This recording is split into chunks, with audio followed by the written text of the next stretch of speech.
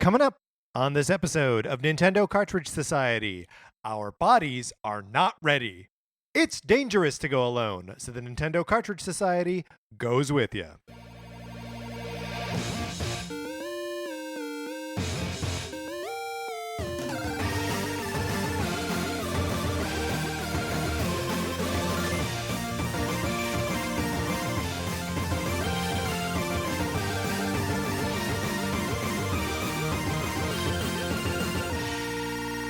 Welcome to Nintendo Cartridge Society. My name is Patrick Ellers. I am joined, as always, by my co-host, Mark Mitchell. We've got a good show for you today. We're going to be talking about the news from the week, including Reggie Fils-Aime's retirement. And then on Thursday, we are going to be talking about Game Boy games that deserve to get the Link's Awakening treatment. But in the meantime, Mark, how are you? I'm doing well. Point of order. Okay, I will accept a point of order at this time. So in your intro, you always say joined as always by my co-host Mark Mitchell. Yeah. And what are you saying, Mark? In March next month, that won't always be the case. Now, what are you talking about? For once in the more than 2 year history of this show, our schedules do not align perfectly. That's right. To allow us to record news episodes together every week in March. That's right. But you're always going to have NCS will go on. We will have 2 episodes. That's right. Every week for the entire month of March. You'll get a news episode. You'll get a feature episode. And I'll be here for every feature episode. And Patrick is going to have an awesome guest host on every single news episode. Yep, guest hosts made up of some of our previous guests and at least one that we haven't heard from before. I think it'll be a good month. And, we've got...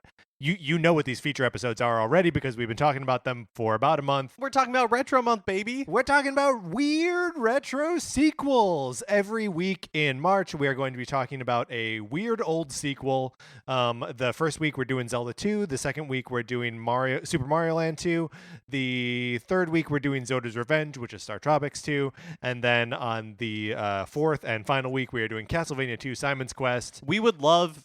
If you've played these games in the past, if you're playing them for the first time, send us your thoughts, feelings on them. Your thoughts, feelings. Yeah, and look, if anyone's got any thoughts, get those out of here. No, thank you. We want thoughts, feelings. We're a serious show. That is correct. Speaking of being a serious show, for all of that, you should send an email to Nintendo Cartridge Society at gmail.com. But we are a serious show. If you would like to borrow my copy of Sonic Forces, you can do that. Here's the thing. You don't have to be happy about it. No. In fact, it's maybe more fun if you're unhappy about it. If you're begrudgingly borrowing my copy of Sonic Forces, that is all the better. You should email us your mailing address to Nintendo Cartridge Society at gmail.com. I send you my copy of this game for Switch. You play it for as long as you like. You deface it or destroy it or whatever and send it back. It costs you nothing. It doesn't get any better than that. No, it certainly does not. All right, Mark, let's get into what we've been playing this week.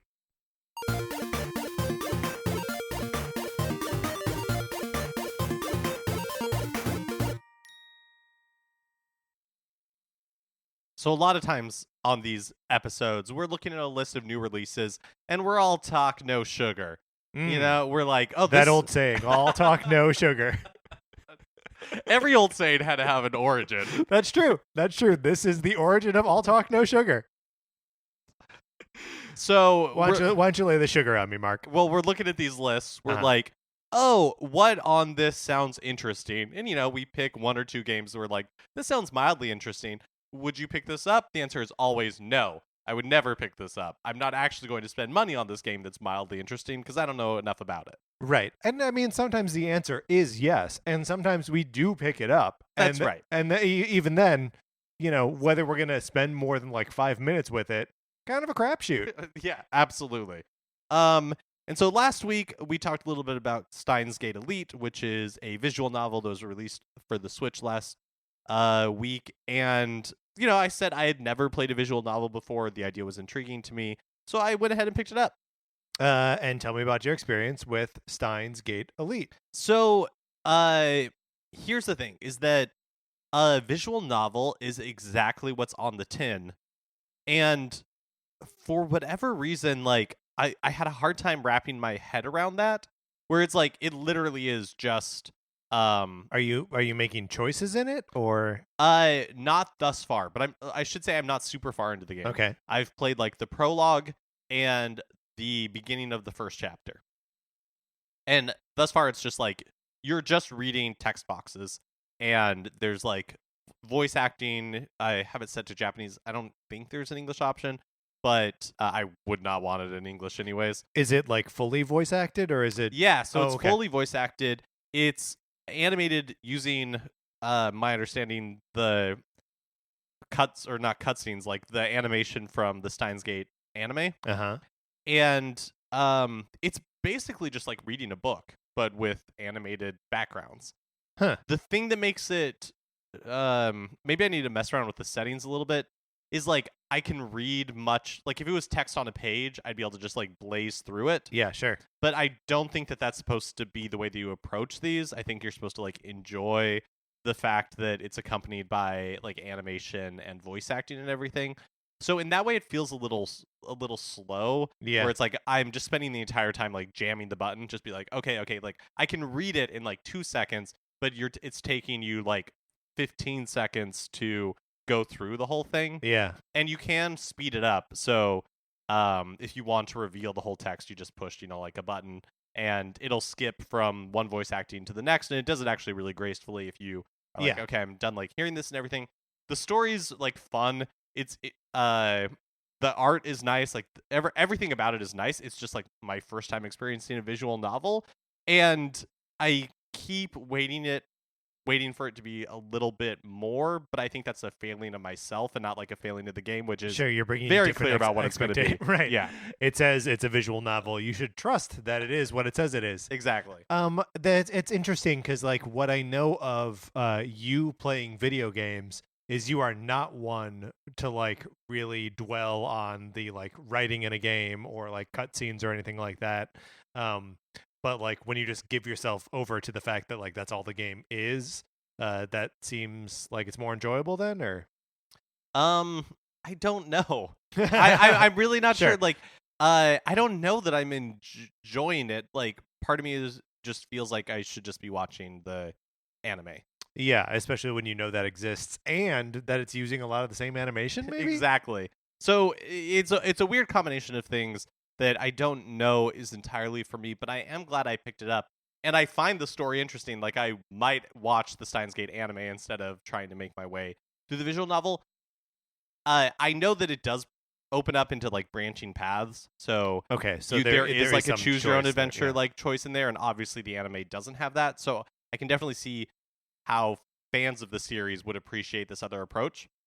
I mean, we live in a post-Bandersnatch world. You could just make the anime the choose your own adventure version of itself. You could, but not retroactively. Well, yes. Also, because I pre-ordered the game digitally, it came with like an 8-bit bonus game. That's basically like Steins Gate 8-bit, and it plays like a 8-bit adventure game that you would find on like the Famicom or something. Oh, crazy. Which is a really fun idea. The opening basically, I think I'm unclear, but it seems to me that like the game takes place after the canonical story of Steins Gate, and so spoilers abound. exactly, especially in the beginning when it's basically like, here, let me catch you up on what happened. So it's definitely a fans only affair.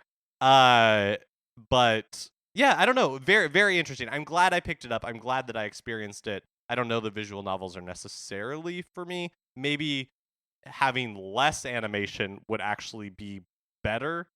Yeah. Yeah, no, I hear you. So I am still playing through Final Fantasy IX.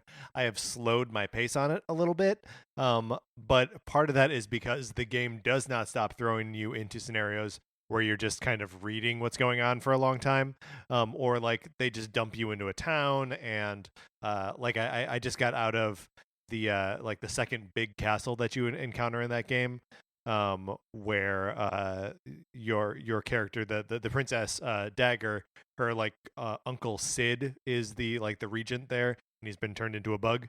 So I did all this stuff in there, but like walking around the town, it's a lot of just talking to people who are going about their little lives, and I just find myself like distressingly uninterested in that. Like I know there was a time where like I was just interested in the idea of a game world being endlessly deep, and the fact that there were these like little corners of, I could go and like talk to someone in the shop who's like sweeping up, and they're like, I sure do love sweeping, and you're like, oh cool. But now I'm like, is that going to help me level up? I don't think it will. So I don't know. I'm still playing Final Fantasy IX. Oh, but my point is that these like different levels of interactivity, or why it's just weird to me when it's like, what is Final Fantasy trying to be in this moment? Is it trying to be a narrative experience, or is it trying to be a game? And I guess, especially at that time, like no one really knew how to combine games into like narrative experiences. That wasn't really something that we were doing yet. And this game very much is a relic of, 90s ambitious 1990s storytelling games. I would feel the same thing if I popped in Metal Gear Solid. It was a game that clearly doesn't know like how to balance its relationship between its storytelling and its gameplay. But I'm still like half enjoying it. So there's that. This weekend on Friday night, I get a telephone call from my good friend Andrew Blevins. You may remember last week I was complaining about Andrew. Maybe last week, maybe the week before, that he played all of The Witcher 1 and 2 on his computer. Oh, I remember. You remember. But I get a call from Andrew, and Andrew lives in Washington, D.C., okay? And it's like 9:00 here. He had heard the episode, tail between his legs. That's right. He was like, come over now, watch me play The Witcher. That's right. He wanted me to fly across the country. No, he and his wife had just had a game night at their house, and everyone had gone home. But Andrew was not ready to go to bed. So he was like, let's play Mario Kart. And so we did. I set up a room in Mario Kart and the Nintendo Switch Online. And Sarah and I were playing on our Switch, and Andrew and his wife were playing on theirs, and it was a great time. That's amazing. That's a real Nintendo Switch Online success story. That's a real Nintendo Switch Online success story. I don't even know how I would go about setting that up for Mario Kart. I didn't know either how we would go about doing it. And it turns out it's the easiest thing in the world. Like, you go in, you create a room, or you wait for your friend to create a room. In the game, yeah. You go to the like the online part of Mario Kart, set up this room, and then you can set it so that like only your friends can go to it. And then if you have any friends online, they can see that you've created a room, they can hop into it. Which, I mean, for something like Mario Kart that's so easy to drop in and out of, I might do this more. Just because it's fun and easy. And like everyone can play Mario Kart, everyone can have fun doing it. And like, yeah, if you want to talk, you're gonna have to just like call people or FaceTime them or whatever. But fine. Yeah, no big deal. To that. Yeah. No problem at all. In addition to that, I continue to play a lot of Tetris 99. Boy, is that a good game. I will play I'll play it forever, but this will probably be the last time I talk about it, just because I don't know how much more I can talk about Tetris. Sarah and I had a conversation this weekend about T-spins and how to execute on those. And we came to the conclusion that neither of us understands them very well, so we will never... Because you get awarded like bonus points for doing it, right? Yeah, you can get like up to like 6 or 8 lines for performing different kinds of T-spins. I don't know what a T-spin is. So a T-spin is when you take one of the T-blocks, the T-shaped blocks, and you spin it into place. So instead of like the last minute, just at the last second, snap. So it means that it needs to be it needs to have edges touching on 3 different sides when it goes in to count as like a single T-spin. And there's a way to make it touch on like a 4th side that's like a double T-spin. The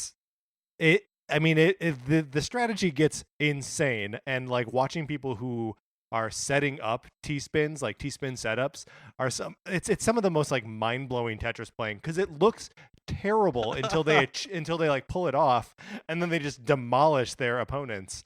So like that ain't for me, man. Yeah, it's so apparent to me why I do not do well in Tetris 99. Here's the thing. You can win in Tetris 99. You can get first place without doing T-spins. Yeah, as long as 98 other people aren't doing T-spins. Yeah, 98 other people aren't doing T-spins. Look, I know that like that's an alien world to me, but I feel like it's an alien world to most people. Yeah, I think it's like bowling. Did you ever have like that friend who was really good at bowling because they knew how to put like a counter spin on the ball? Yeah. Or whatever? Yeah. And it's like, okay, like that's cool. Obviously, that's why you're really good at bowling, but the rest of us, we're just kind of like hucking it down the Right. And look, we're not going to invite you lane next here. time. Right, yeah. Also, you're a jerk. I also spent a little bit of time this weekend playing the Nintendo Switch online, specifically playing Super Mario Brothers 2. With the NES, actual like NES controllers, and man, that's a good game. Doesn't it just feel nice to have all three of those games on the system now? Yeah. Super Mario, when it came out a couple of weeks ago, I played a little bit of it as well, and it's probably the Mario that like of the main three I'm by far least familiar with. Yeah. I played it least, and so it's the one that I find myself drawn to the most. Yeah. Because it's still a Mario that I recognize, and it's a little comfort foodie in that way, but it's still like it's not muscle memory at this point. Yeah, I also like as a kid I must have known a bunch of different warps through that game. So like there are entire levels that are like that feel new to me. Even like, so when I try to play now, I just like play through. I'm like, I'm not going to warp. What's the point of that? But like as a kid, all I wanted to do was see the end. So like the first 3 levels and the last 2 are very familiar to me. But everything else, yeah, it's a weird mixed bag of semi new to me stuff. All right, that's what we've been playing this week. Let's get into the new releases and what we might be playing next week.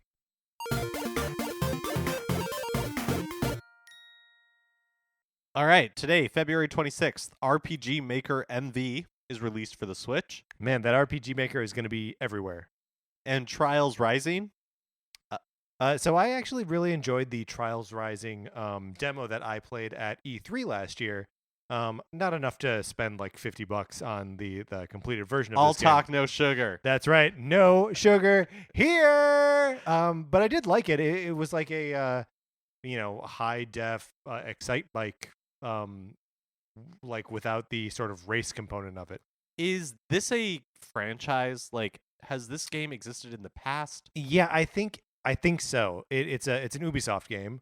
And I believe that Trials is a franchise, and I don't know. Did it have a like an iPhone edition way back in the day? I don't know. This feels like a very familiar franchise to me. Like I've heard a lot about it before, and so I don't know if this is like a new entry in it that's cross-platform. I don't know if it's already out on other platforms and is now coming to Switch. So this one is coming out on all platforms at the same time. Gotcha. Okay. Yeah.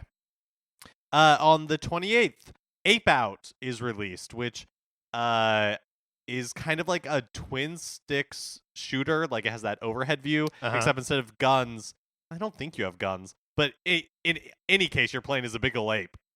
Big ol' ape? And you're like grabbing people and like throwing them, and they're like smashing against the wall. But it's all like cartoony. Do you remember an old like... Is it either like an old DOS game or like an old BASIC game or something where you control you and your opponent control monkeys that are like standing on tops of buildings, like giant monkeys, and you're throwing bananas at each other? Oh, no, I don't. And you have to like input the like strength that you're throwing the banana and the angle. So like it's a math problem, really. And so like you do one to see like exactly how far it goes, and it kind of like blows up when it hits buildings and stuff. And all you gotta do is hit your opponent with the banana once and you win. And it's just like a trial and error kind of game. Sounds like something... Oh, if it's just trial and error, because I was going to say, it sounds like something we would like all go down to the computer lab to play, to like learn about computers, but also do math problems. I mean, I'm sure there was a way to figure it out. That I was approaching it as trial and error. And then Deltarune Chapter 1 is also released on February 28th. This is the free first chapter of the new game from the developer of Undertale. That's correct. Yay. And March it's free. March 1st, Toe Jam and Earl Back in the Groove is released. I was confused. I don't think I've ever played a Toe Jam and Earl game. I always confuse them. I conflate it with Earthworm Jim. Yes, Earthworm Jim. How did I do that? It's a similar style, right? Like graphically. I mean, I guess the characters that are just like two slugs with eyes. I can see where you would confuse that with Earthworm Jim. I withdraw my question. And History 2048. Okay, so History 2048, the only reason I put this on here is that it is the game 2048, you know, like the phone game, where like it's just a 4x4 square of numbers. Okay, yeah. Except instead of numbers, they are like different historical landmarks. And so like you combine, you know, two Colosseums together and you get the Arc de Triomphe or something.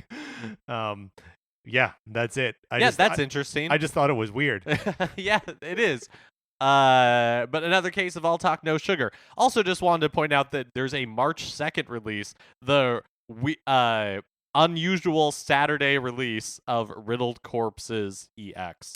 And of course, it is also an unusual release in that this will probably be the first and only time that there's a game coming to Switch called Riddled Corpses. EX edition or not. Okay, Mark, let's get out of the new releases.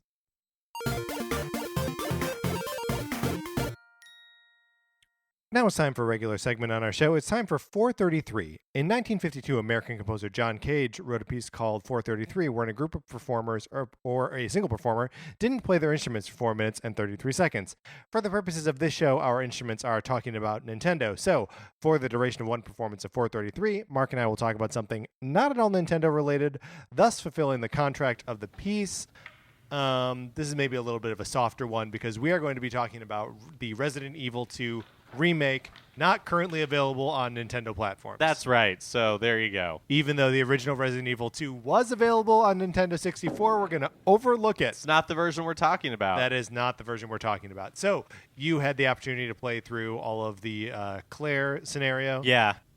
Is that the canonical one? Like playing that first and Leon second? Does it make a difference? I don't know that there is a difference. When I was a child, I used to do the Leon one first and Claire as the B scenario. The way the game works is that there are these two main characters, Leon and Claire, and you can play the first part of the adventure with either one of them and then switch over to the other one for to see what they were up to at the same time. And Leon is always going to run into Ada, who's like another person that's investigating what's going on there. And Claire is always going to run into Sherry, who's a little girl who is the daughter of one of the scientists that's like experimenting on the virus. Yeah. This is kind of the Resident Evil game that... It's kind of the perfect Resident Evil game, I think. It's the Resident Evil game you always wanted? Yeah, a little bit.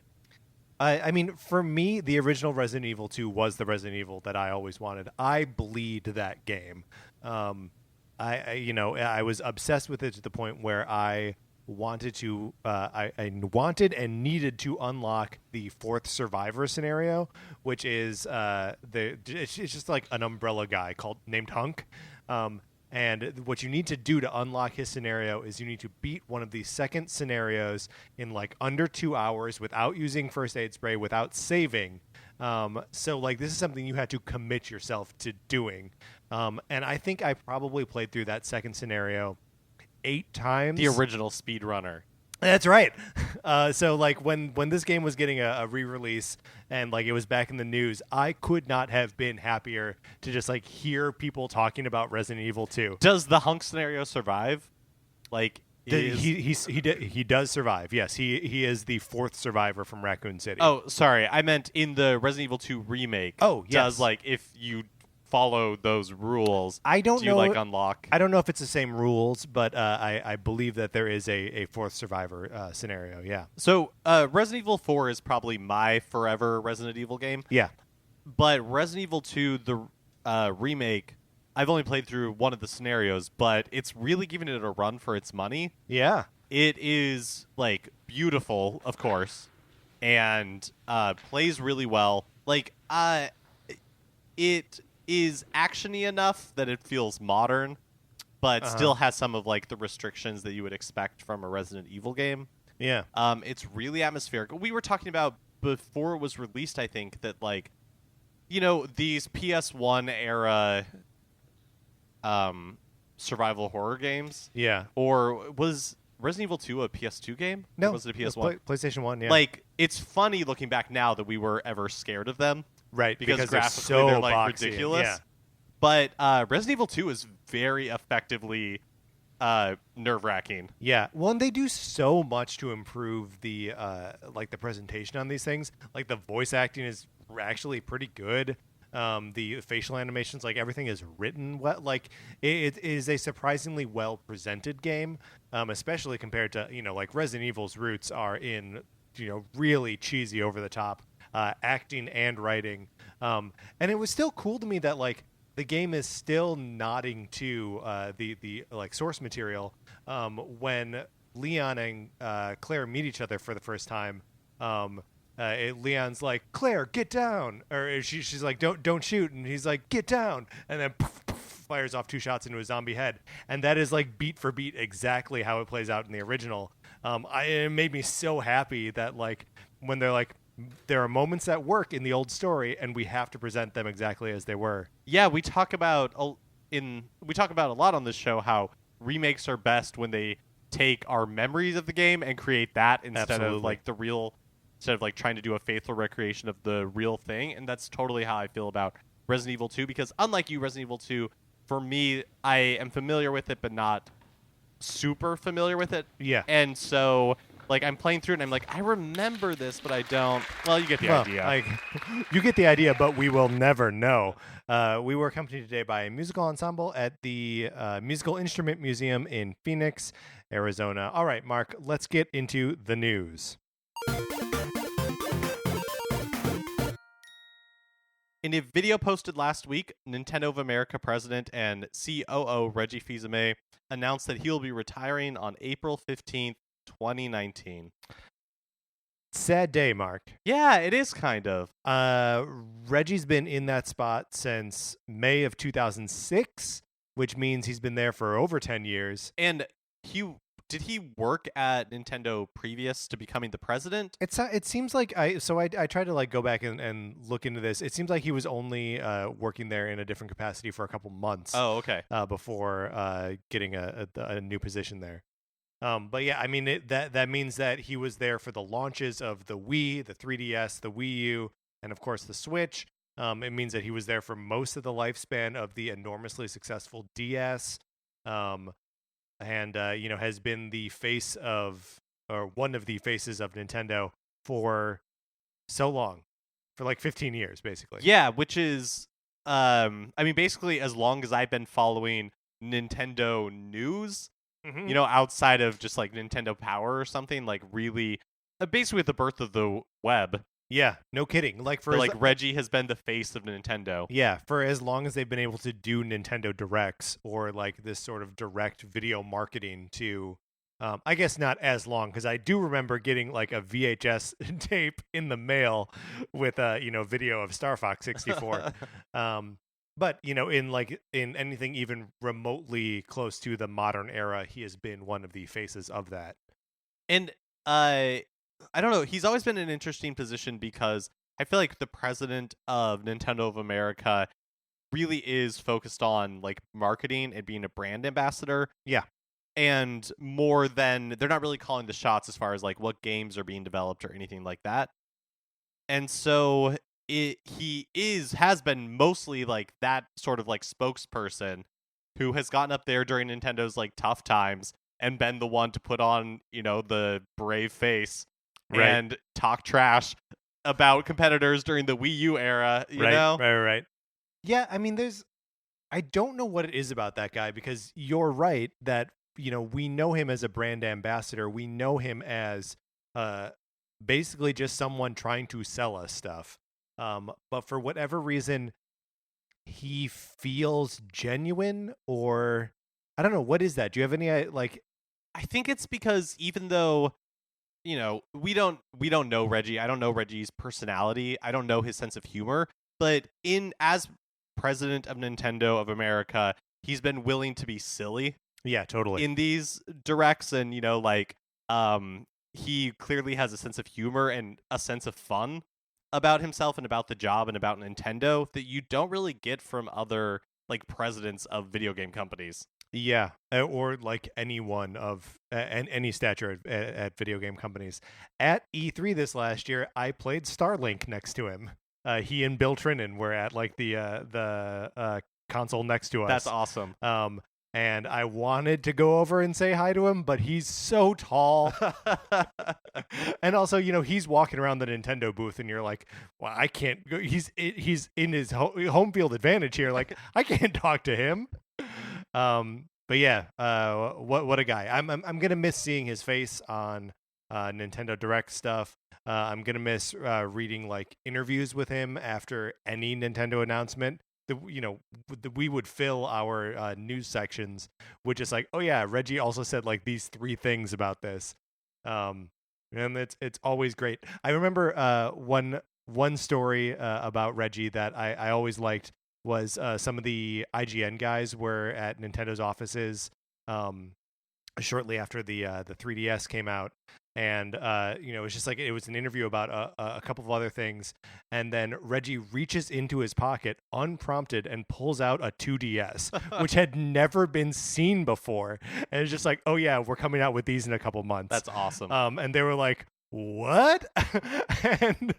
and like they went back to the office to like explain it, and everyone in the office was like, are you sure that happened? Because they don't have any like proof. They didn't take any pictures of it or anything. And then like 4 days later it was actually announced that That's Nintendo so was cool. doing this. What a crazy guy. With Reggie's retirement, we also learned that Senior Vice President of Sales and Marketing Doug Bowser will be stepping into the role. Mark, do you have any jokes to make about that at this time? No, I feel like this show came out too late for any jokes. Yeah, I know. The internet has really took the ball and ran with it. Yeah, it really drove that one into the ground. So if you've got a joke about Bowser running Nintendo of America now, you can email us. But I'm just gonna reply with an upset emoji. Unless it's really funny. Unless it's really and funny. like original. Yeah, that'd be cool. In which case, I'll steal it on a future episode.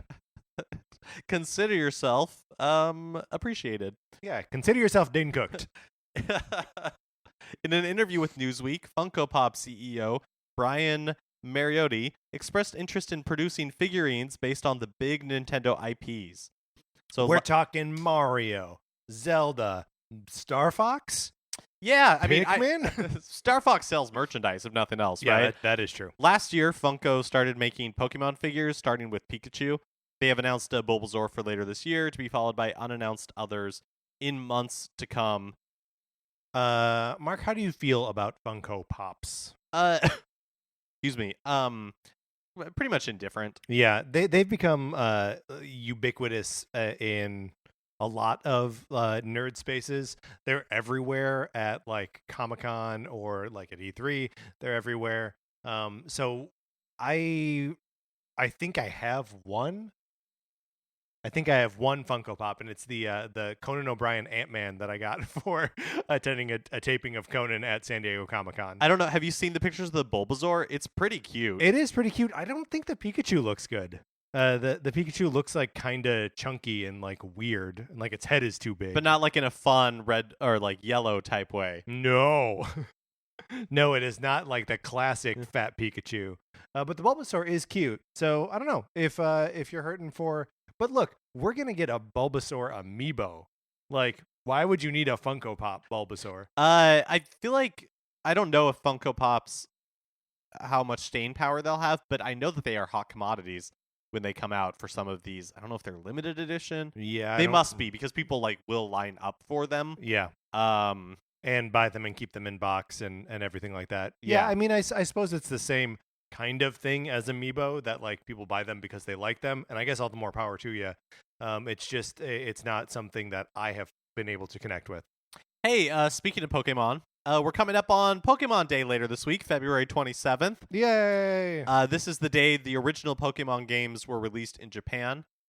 But the reason we're talking about it, other than just a general celebration of Pokemon Day, is that in the days leading up to February 27th, the official Pokemon International Twitter account has been posting travel videos for each region in the franchise. So like they're cute, right? Like it's like come to Kanto, and it like tells you a couple things about the environment and the Pokemon, and like treat it as though it is a real thing and real places that you could really visit. It's especially interesting because they started with Kanto, which is Gen 1, on February 20th. So, and they've posted a new one every day since then for Right. each generation. And so, if that pattern continues, that means that Gen 8 would coincide on with the Pokemon 27th. Day. Yeah. So does that mean that we are going to find out something about the location for Generation 8, or will we get like a Pokemon Direct? Who knows? Like there could be real big information incoming in Pokemon. Also, from February 27th to March 5th, Twitch is streaming a bunch of Pokemon series and movies for free. At twitch.tv/Twitch Presents. There's going to be a bunch of new merchandise available on PokemonCenter.com. And there are also some card game related events, and you can check the Pokemon website to learn more about those. Yeah, so, Pokemon doing good by people who play Pokemon. So this next one is a little bit of a seismic rumor for me that Xbox Game Pass could be coming to Switch. Okay, so we have talked briefly in the past about the Xbox Live app coming to Nintendo Switch, and functionality, yeah, not just like the app. Yeah, well, I mean, honestly, we don't really know about that or any of this. Sure, really, everything totally is still within the realm. It's all speculation. It's all speculation at this point. But the speculation has just gotten a little bit more specific, I guess. So, it kind of feels like the dam broke last week because a rumor originally reported by Direct Feed Games, which is a YouTube channel, and partially corroborated by Game Informer's Imran Khan. Give it up for Khan. Suggests that Nintendo and Microsoft have been working together on bringing more than just the Xbox Live app to the Switch. The plan involves Microsoft publishing some of their previously exclusive games natively on the Switch, like physical versions of these you could buy in stores. Or that you could buy in the eShop. In the eShop. Yeah, so games that would be running like actually running on the Switch. Ori and the Blind Forest, which was one game that Direct Feeds Games cited as an example of a less technically demanding game that could be played on Switch. Right. And, Microsoft has at least a handful of games that are sort of smaller in scale that you could see not being a huge technical demand on the hardware. Something like Cuphead. That was the other one that was mentioned in these rumors, was Cuphead. That could really be that could be on Switch. And, when you consider that obviously, Minecraft is on all platforms, which is a studio owned by Microsoft. Also, Hellblade: Senua's Sacrifice is another game that is now that studio is owned by Microsoft now. It wasn't at the time that the game was originally released, but they do belong to Microsoft now, and a version of that game is coming out on Switch. So, like, that sort of thing isn't 100% unprecedented, but a commitment to it is interesting and exciting. And then the third prong of these like Xbox rumors. So you have Xbox Live coming to Switch. You have Microsoft having their games published for Switch.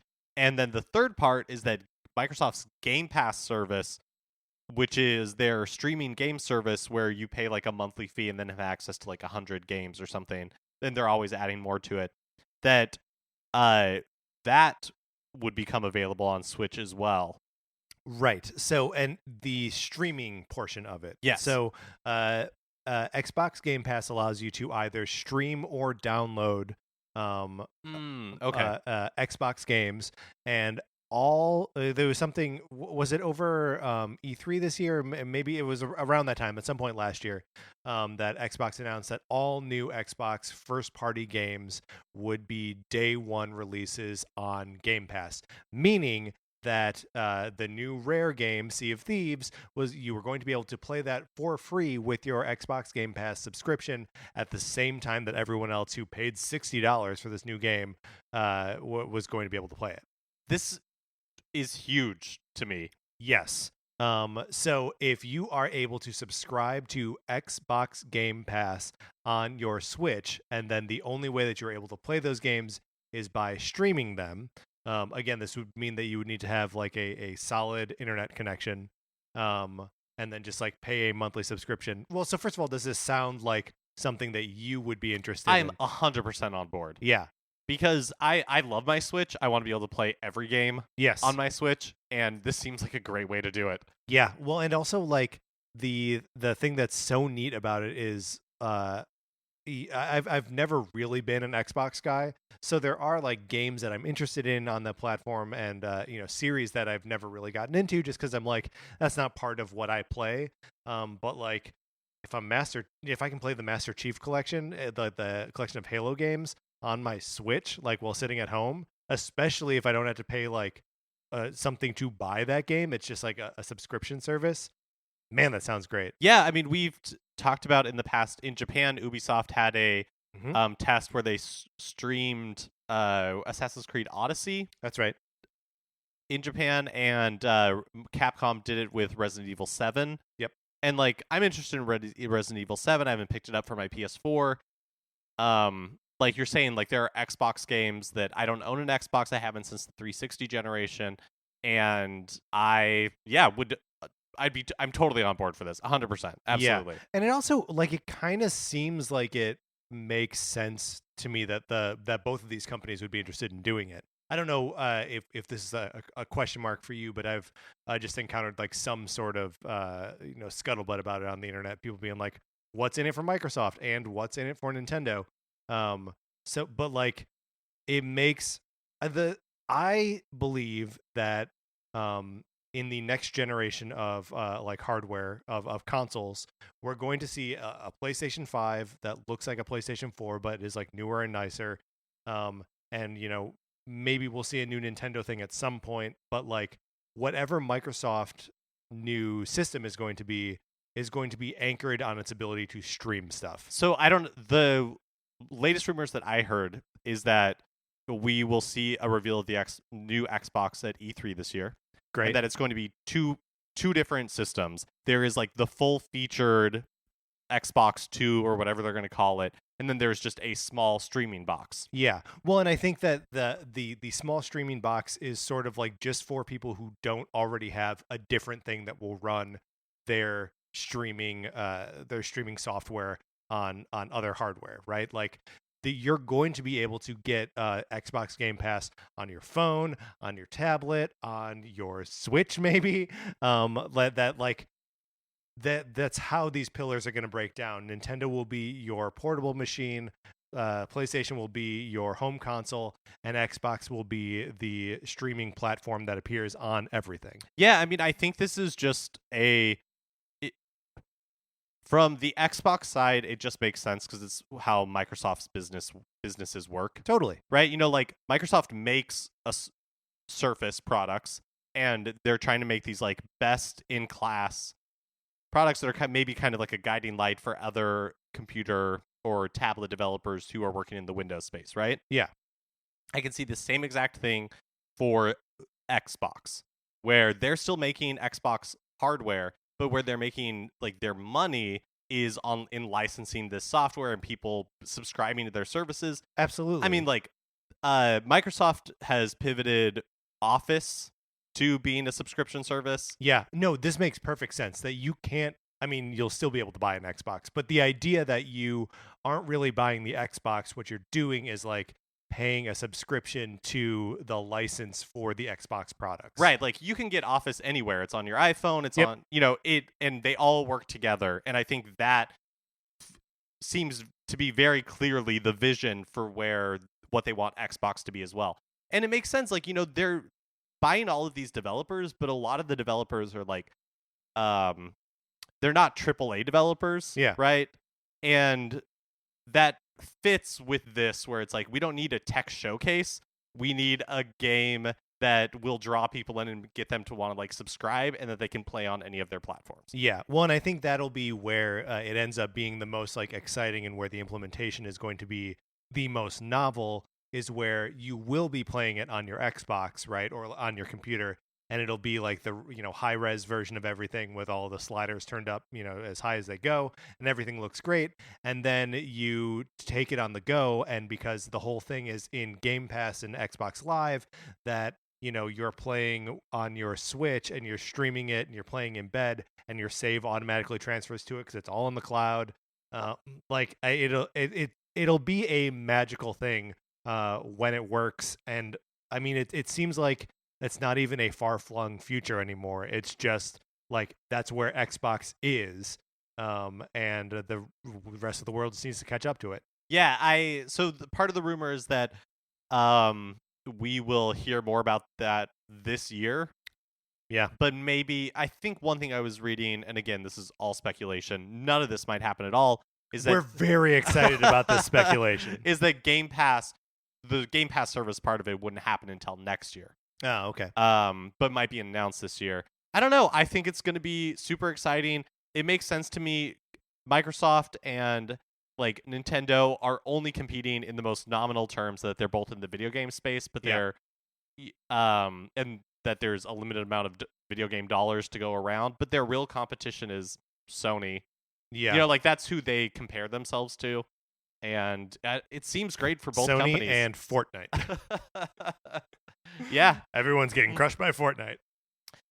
Square Enix has filed a trademark for a collection of mana in Japan. Square Enix published the Seiken Densetsu collection, which is the Japanese name for the mana games, in Japan in 2017. Weirdly, the trademark is for Japan and not for Europe or North America, leading to some confusion as to whether or not this is just a Western release of all three games in one collection in the West. Yeah, a little bit on the confusing side. I wonder if they're... No, I don't really have why would they do this? Yeah, I mean, maybe it's a mobile game. Oh. Maybe it's not actually a collection.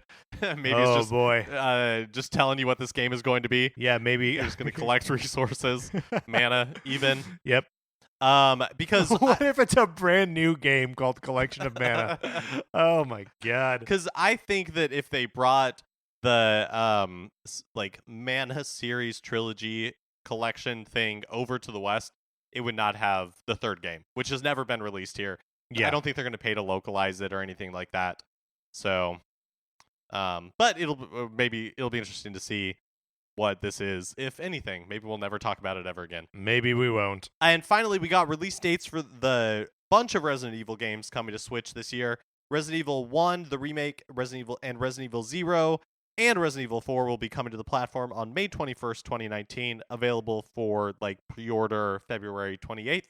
Mm-hmm. In North America, there will be a Resident Evil Origins collection, which is a bundle of the first two games, 0 and a remake, at retail, and then Resident Evil 4 will only be available as a download. And in Europe, it's all download. There's no bundle in Europe. Mark, are you going to buy these games? I'm going to buy 4, no question, hands down. I don't think I'm going to buy 0 or a remake.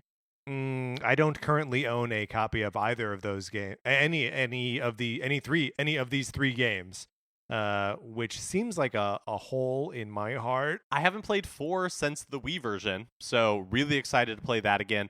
I have the remake when it was like on PlayStation Plus, like a PlayStation Plus game, so I have it there. And I mean, remake is a great game, and 0 I just don't really have a lot of fondness for. I do like 0. I will definitely revisit 0. That's the one of these three games that I probably know the least.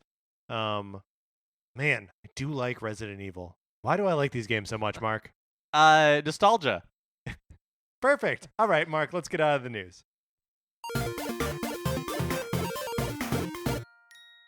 All right, that is going to do it for this episode of Nintendo Cartridge Society. Remember, please rate, review, subscribe, all that good stuff on Apple Podcasts. If you like this episode, you should share it. Mark would like that. I would love it. You can do that on Facebook or Twitter, wherever you share stuff. On Twitter, I'm at Patrick_Ellers. Mark is at MKE Mitchell, and the show is at NinCart Society. And the Facebook page is just Nintendo Cartridge Society. Olivia Duncan made our logo. Our theme music is provided by 8-Bit Betty. You can get more of his music by going to 8bitbetty.com or by listening right now. For my co-host, Mark Mitchell, this is Patrick Ellers saying we're all competing with Fortnite. And thanks for listening.